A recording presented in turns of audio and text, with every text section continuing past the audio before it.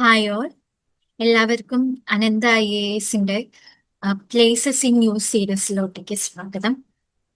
നമ്മൾ ഇന്ന് ഡിസ്കസ് ചെയ്യാൻ പോകുന്നത് 2025 UPSC പ്രിലിംസിൻ ആസ്പെക്റ്റില് ഇമ്പോർട്ടൻ്റ് ആയിട്ടുള്ള കുറച്ച് പ്ലേസസ് ഇൻ ന്യൂസ് ആണ്. അപ്പോ നമ്മുടെ ആദ്യത്തെ റീജിയൻ എന്ന് പറയുന്നത് പലേറ്റ്വ റീജിയൻ ആണ്.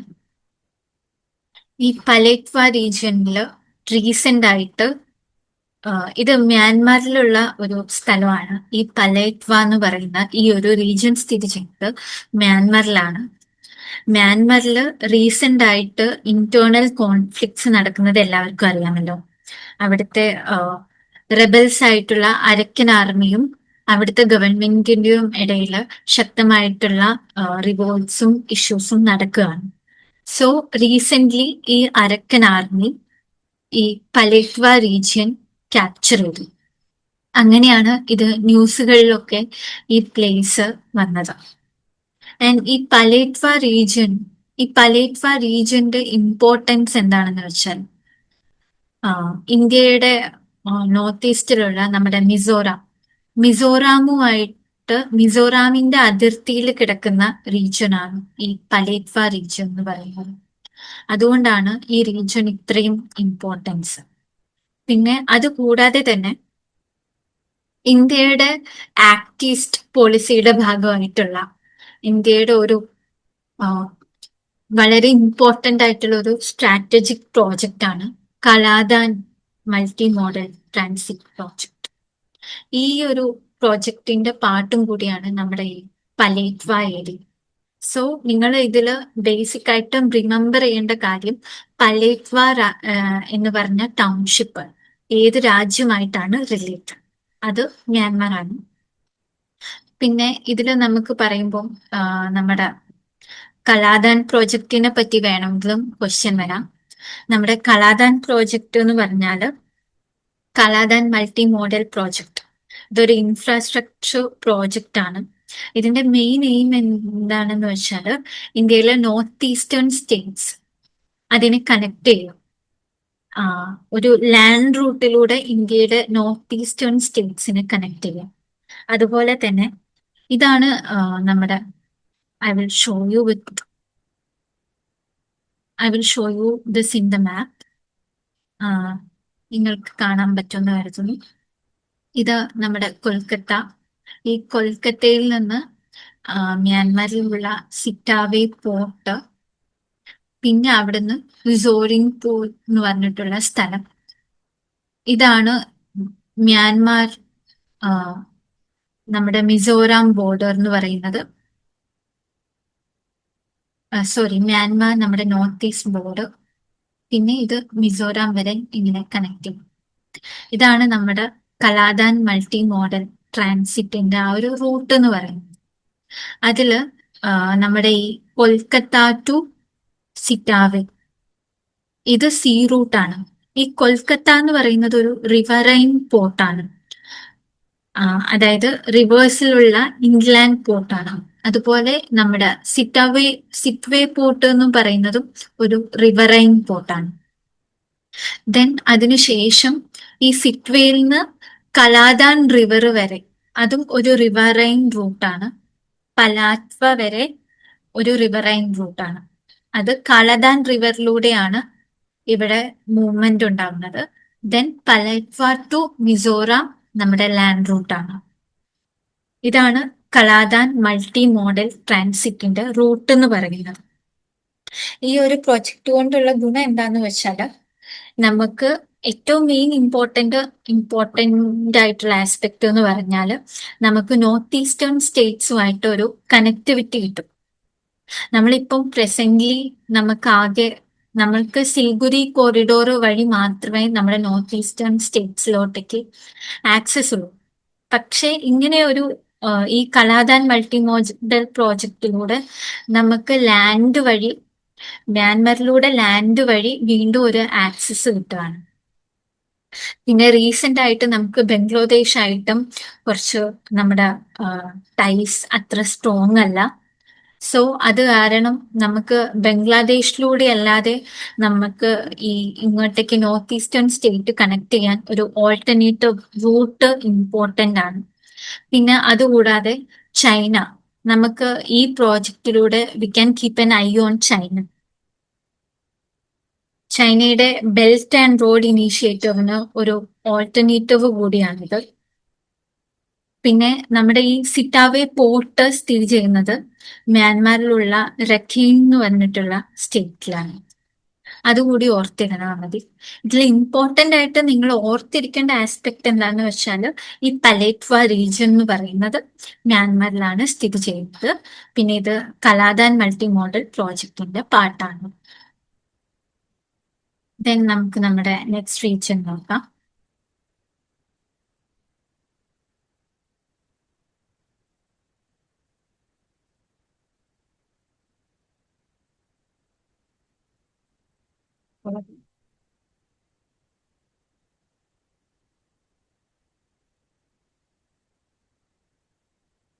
അടുത്തത് ഡാർഫൂർ കോൺഫ്ലിക്റ്റ്. ഈ ഡാർഫൂർ റീജിയൻ ആണ് നമുക്കറിയേണ്ടത്. ഈ ഡാർഫൂർ കോൺഫ്ലിക്റ്റ് എന്ന് പറഞ്ഞ ഈ ഒരു പ്രശ്നം നടക്കുന്നത് സുഡാനിലാണ്. സുഡാനില് ഇതിന്റെ നമ്മൾ ഹിസ്റ്ററി പരിശോധിക്കുകയാണെങ്കിൽ ഇറ്റ് റൂട്ട്സ് ബാക്സ് ടു 2003, 2003 മുതൽക്കേയുള്ള പ്രശ്നമാണ്. സോ ഇപ്പോഴും അത് ഇവിടെ ഇങ്ങനെ നടന്നുകൊണ്ടിരിക്കുകയാണ്. അതുകൊണ്ട് തന്നെ എപ്പോഴും ഒരു കറണ്ട് അഫെയർ ആസ്പെക്റ്റില് റെലവെന്റ് ആയിട്ടുള്ള ഒരു ഇഷ്യൂ ആണ് നമ്മുടെ ഈ ഡാർഫൂർ കോൺഫ്ലിക്റ്റ്. ഈ ഡാർഫൂർ റീജിയൻ എന്ന് പറഞ്ഞാല് നമ്മുടെ സുഡാനിന്റെ പടിഞ്ഞാറ് ഭാഗത്തേക്ക് കിടക്കുന്ന വെസ്റ്റേൺ പാർട്ടിൽ കിടക്കുന്ന ഒരു റീജിയനാണ്. ഈ ഒരു റീജിയനാണ്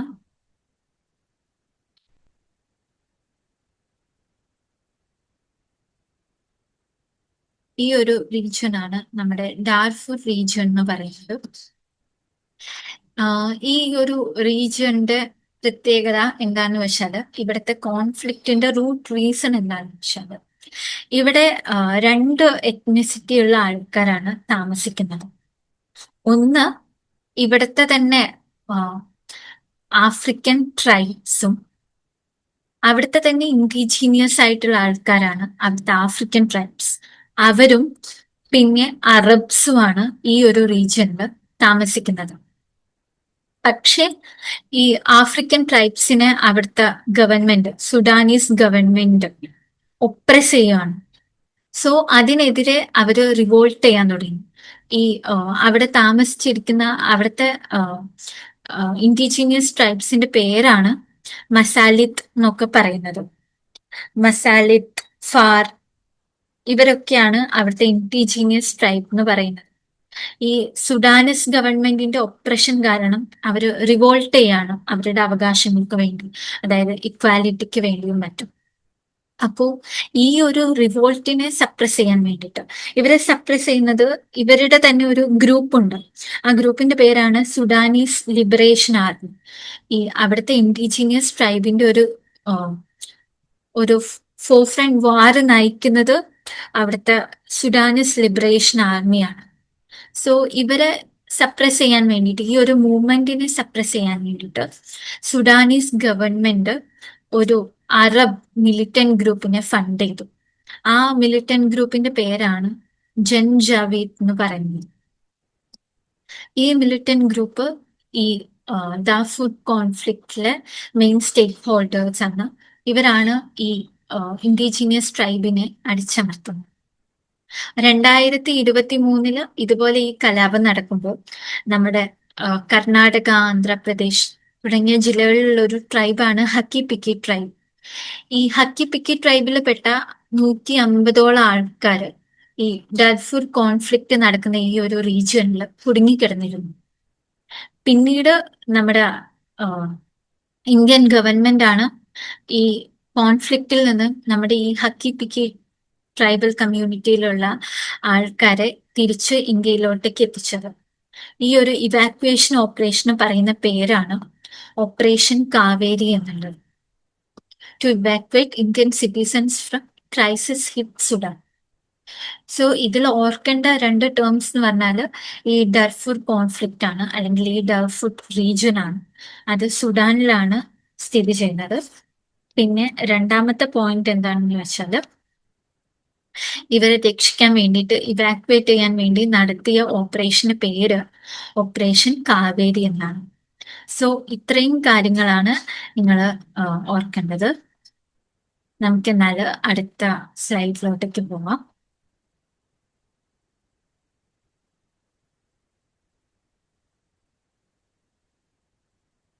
അടുത്ത പ്ലേസ് എന്ന് പറഞ്ഞാൽ വെഡ്ജ് ബാഗ് ആണ്. ഈ വെഡ്ജ് ബാഗ് എന്ന് പറഞ്ഞാൽ നമ്മുടെ കന്യാകുമാരിയിൽ നിന്നൊരു അപ്രോക്സിമേറ്റ് ഒരു 80 കിലോമീറ്റർ ഈ ഒരു ഡിസ്റ്റൻസിലാണ് നമ്മുടെ ഈ വെഡ്ജ് ബാങ്ക് എന്ന് പറഞ്ഞ ഈ ഒരു റീജിയൻ സിറ്റുവേറ്റ് ചെയ്യുന്നത്. ഈ റീജിയന്റെ ഒരു ഇമ്പോർട്ടൻസ് എന്താന്ന് വെച്ചാൽ ഇതൊരു സബ്മറൈൻ പ്ലാറ്റോ ആണ്, അതായത് സബ്മേർജ്ഡ് ആയിട്ട് കിടക്കുന്ന ഒരു അണ്ടർ വാട്ടർ പ്ലാറ്റോ ആണ്. അത് കാരണം അവിടുത്തെ സീബെഡ് എന്ന് പറയുന്നത് ഭയങ്കര ഫ്ലാറ്റ് ആണ്, ഷാലോ ആണ് അവിടുത്തെ സീബെഡ്. അതുകൊണ്ട് തന്നെ നമ്മുടെ സൺലൈറ്റിന് പെട്ടെന്ന് തന്നെ ഈ ഒരു റീജിയനിലോട്ടേക്ക് അധികം ഡെപ്ത് ഇല്ലാത്തത് കൊണ്ട് പെനിട്രേറ്റ് ചെയ്യാൻ പറ്റും. പെട്ടെന്ന് തന്നെ ഇങ്ങോട്ടേക്ക് ഈ റീജിയനിലോട്ടേക്ക് പെനിട്രേറ്റ് ചെയ്ത് എത്താൻ പറ്റും. അത് കാരണം അവിടെ നല്ല ബയോഡിവേഴ്സിറ്റി ആണ്. അതായത് ഈ സീബെഡില് ഉള്ള പല ഡിഫറെന്റ് ടൈപ്പ്, ഈ സീബെഡ് എക്കോസിസ്റ്റത്തിലുള്ള പല ഡിഫറെന്റ് ടൈപ്പ് ആനിമൽസിനെയും നമുക്ക് ഇവിടെ കാണാൻ പറ്റും. ഹൈ ഡിവേഴ്സിറ്റി ആണ് ഇവിടെ ഉള്ളത്. ആൻഡ് ഈ ഫോട്ടോസിന്തറ്റിക് പ്ലാങ്ക്ടൺ ഞാൻ പറഞ്ഞല്ലോ നേരത്തെ തന്നെ, ഈ സൺലൈറ്റ് പെനിട്രേഷൻ കാരണം ഈ ഫോട്ടോസിന്തറ്റിക് പ്ലാങ്ക്ടൺ ഒക്കെ ഒരുപാടുണ്ട് ഈ ഒരു റീജിയനിൽ. അപ്പോ റീസെന്റ് ആയിട്ട് ഇത് ന്യൂസിൽ വരാനുള്ള കാരണം എന്താന്ന് വെച്ചാൽ ഇവിടെ നമ്മുടെ ഗവൺമെന്റ് ഒരു exploration mineral oil and mineral exploration propose ചെയ്തിട്ടുണ്ട്. സോ നമ്മുടെ എൻവയോൺമെന്റലിസ്റ്റ് ഒക്കെ അവരുടേതായിട്ടുള്ള കൺസേൺസ് പറഞ്ഞിട്ടുണ്ട്. ഇത് ഇവിടുത്തെ ബയോഡിവേഴ്സിറ്റീനെ എത്രത്തോളം നെഗറ്റീവായിട്ട് ഇമ്പാക്ട് ചെയ്യും എന്നുള്ള രീതിയിൽ. പിന്നെ ഈ ഒരു പാർട്ട് ഇന്ത്യയുടെ എക്സ്ക്ലൂസീവ് എക്കണോമിക് സോണിന്റെ ഭാഗമാണ്. അതൊരു ഇന്ത്യ ശ്രീലങ്ക 1976 എഗ്രിമെന്റിലൂടെയാണ് ഇത് ഈ വെഡ്ജ് ബാങ്ക് എന്ന് പറയുന്ന ഈ പ്ലേസ് ഇന്ത്യയുടെ എക്സ്ക്ലൂസീവ് എക്കണോമിക് സോൺ ആയിട്ട് റെക്കഗ്നൈസ് ചെയ്തത്. ഇത്രയും ആണ് നമുക്ക് ഈ റീജിയനെ പറ്റിയിട്ട് പറയുമ്പോൾ പഠിക്കാനുള്ളത്. ഇതിലും നിങ്ങൾ ഓർക്കേണ്ടത് ഈ വെഡ്ജ് ബാങ്ക് സ്ഥിതി ചെയ്യുന്ന എവിടെയാണ് എന്നുള്ളതാണ്. വെസ്റ്റ് കോസ്റ്റിലാണ്, അതായത് ഇന്ത്യയുടെ വെസ്റ്റ് കോസ്റ്റിലാണ് ഇത് സ്ഥിതി ചെയ്യുന്നത്.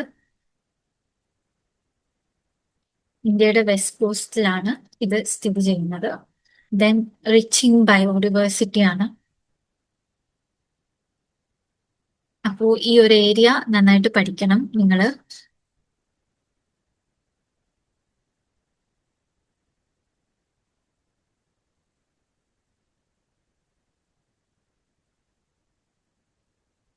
സോ നമ്മുടെ അടുത്ത റീജിയനിലോട്ടേക്ക് നമുക്ക് മൂവ് ഓൺ ചെയ്യാം.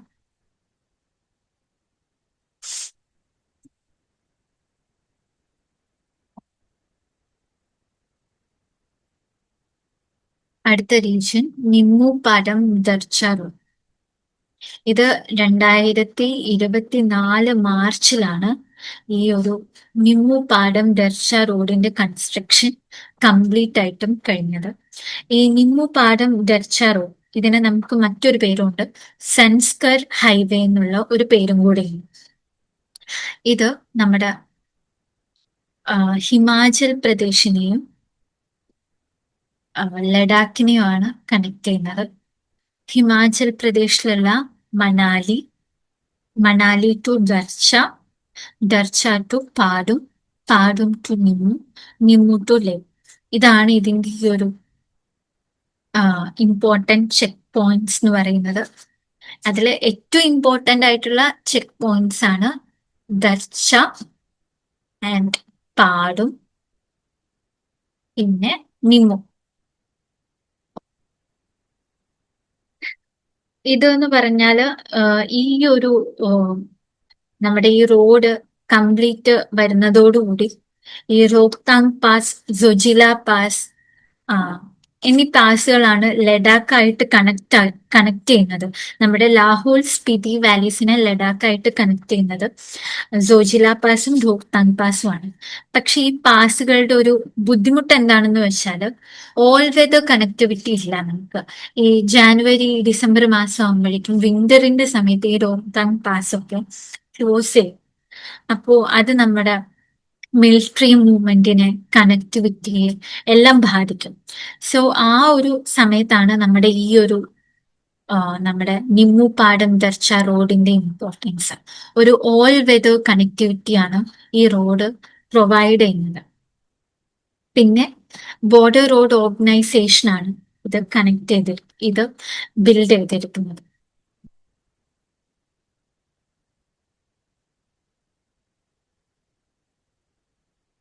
ഇതില് നിങ്ങൾ അറിയേണ്ടത് ഈ ഏതൊക്കെ സ്ഥലങ്ങളെ തമ്മിൽ കണക്ട് ചെയ്യുന്നു എന്നുള്ള കാര്യമാണ് നിങ്ങൾ ഈ നിമ്മു പാടം ദർച്ച റൂട്ട് ഇത് പഠിക്കുമ്പോൾ അറിയേണ്ടത്. ഒന്ന് നമ്മുടെ മണാലി ടു ലേഹ് ആണ് ഇതിന്റെ ഡയറക്റ്റ് കണക്ഷൻ പോകുന്നത്. പിന്നെ ഇമ്പോർട്ടൻറ്റ് ചെക്ക് പോയിന്റ്സ് ദർച്ച, പാടും, നിമ്മു എന്നുള്ളതാണ്.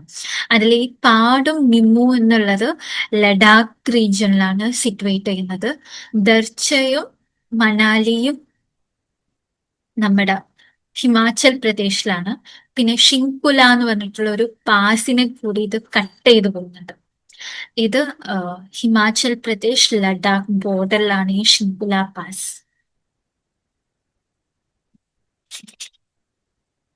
നമുക്ക് നമ്മുടെ അടുത്ത റീജിയനിലോട്ടേക്ക് പോവാം. അടുത്ത റീജിയൻ ഇൻഡോ ബംഗ്ലാദേശ് പ്രോട്ടോകോൾ റോഡാണ്.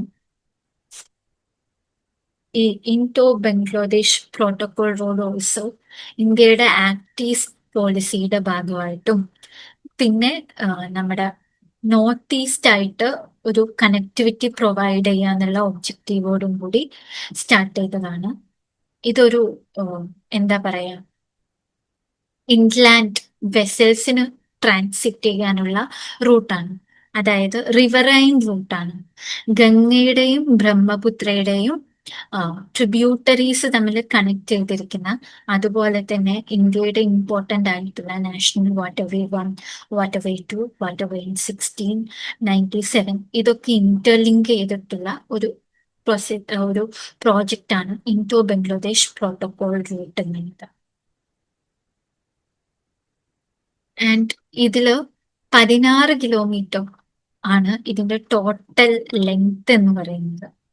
ഇതിൽ 4.5 കിലോമീറ്റേഴ്സ് ഇന്ത്യയിലും 11.5 കിലോമീറ്റേഴ്സ് നമ്മുടെ ബംഗ്ലാദേശിലുമാണ് സിറ്റുവേറ്റ് ചെയ്തിരിക്കുന്നത്. ആൻഡ് നിങ്ങൾക്ക് ഇവിടെ കാണാൻ പറ്റും ഇന്ത്യയിലുള്ള മയ്യ പോർട്ട്. ഇതൊരു റിവറൈൻ പോർട്ടാണ്. ഈ മയ്യ പോർട്ടിനെയും മയ്യ പോർട്ട് വഴിയാണ് ഇന്ത്യക്ക് ബംഗ്ലാദേശിലോട്ടേക്ക് ആക്സസ് കിട്ടുന്നത്. ഇതൊരു റിവറൈൻ പോർട്ടാണ് ഈ നമ്മുടെ മയ്യ പോർട്ട് എന്ന് പറയുന്നത്.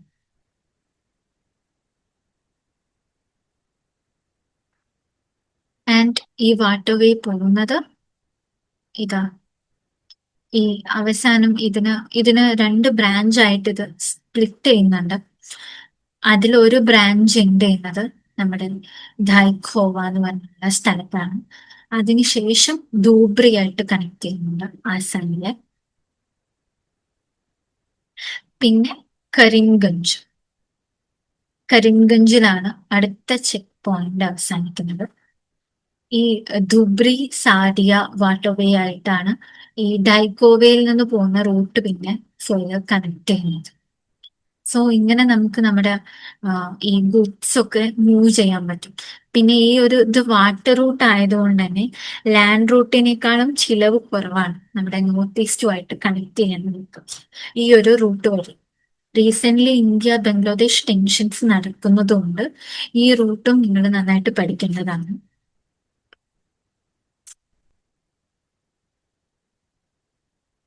സോ ഇതുവരെ നമ്മൾ നോക്കിയ മേജർ പ്ലേസസ് എന്ന് പറയുന്നത് ഒന്ന് പലേറ്റ്വ റീജിയൻ ആണ്, രണ്ട് ഡർഫൂർ റീജിയൻ ആണ്, പിന്നെ വേജ് ബാങ്ക് ആണ്, പിന്നെ നിമു പാടം ദർജ road. After that, we have discussed about Indo-Bangladesh Protocol. അപ്പോൾ ഇത്രയാണ് നമ്മൾ ഇതുവരെ ഡിസ്കസ് ചെയ്തത്. ഇനി അടുത്ത പ്ലേസ് എന്ന് പറയുന്നത് trans Himalayan multi modal connectivity network.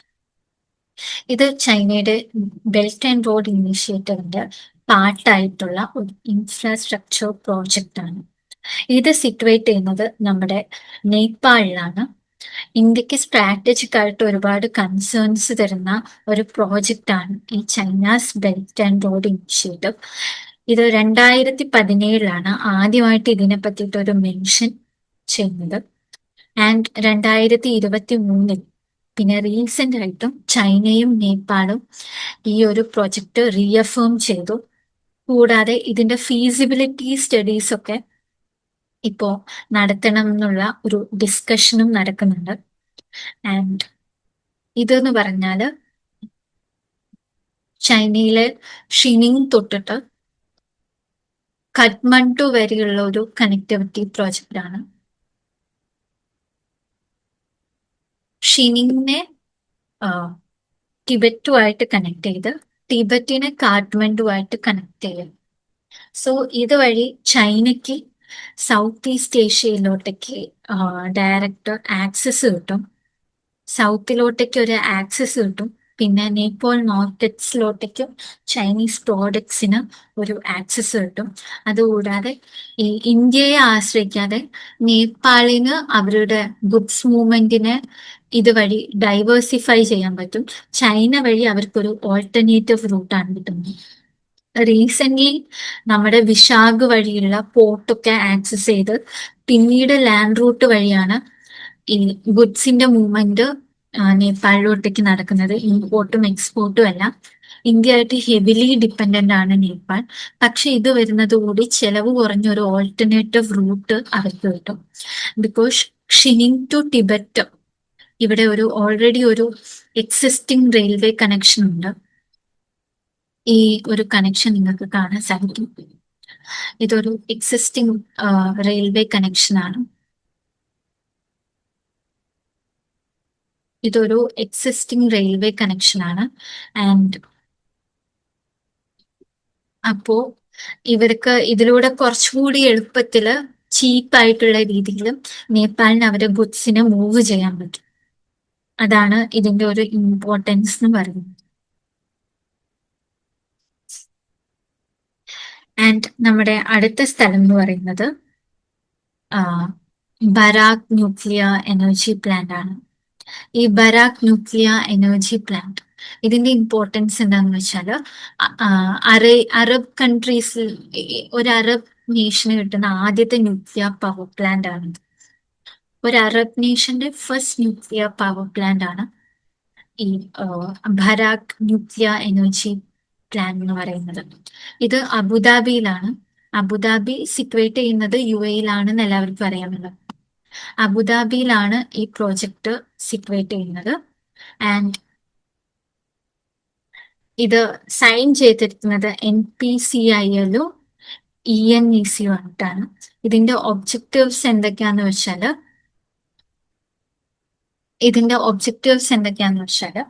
Clean energy നമ്മുടെ UAE-ക്ക് പ്രൊവൈഡ് ചെയ്യുക, അതുപോലെ India UAE strategic partnership increase ചെയ്യുക.